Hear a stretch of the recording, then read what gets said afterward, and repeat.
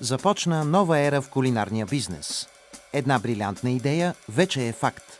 Шоу Хау, първият демонстрационен ресторант в България, отвори врати.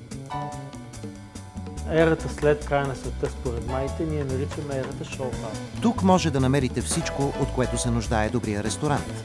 От технологията, през дизайна, оборудването, строително-ремонтната дейност, ако щете, вентилацията, до сервирането и издаването на храната и напитките.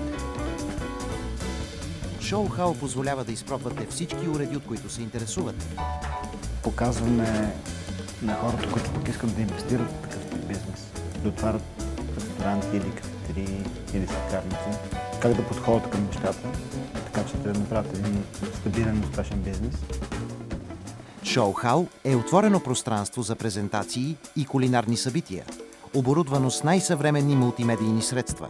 Мотивират на възможностите на съвременната професионална кухня, на начина за представяне на такава кухня, така че клиентите да могат да усетят, да влезат вътре в кухня, да видят нещата отвътре. Борислав Паунов, Ради Стамболов и още от най-добрите български кулинари облякоха престилки и станаха част от тържественото откриване на Шоу Хау. Днес проходи Шоу Хау.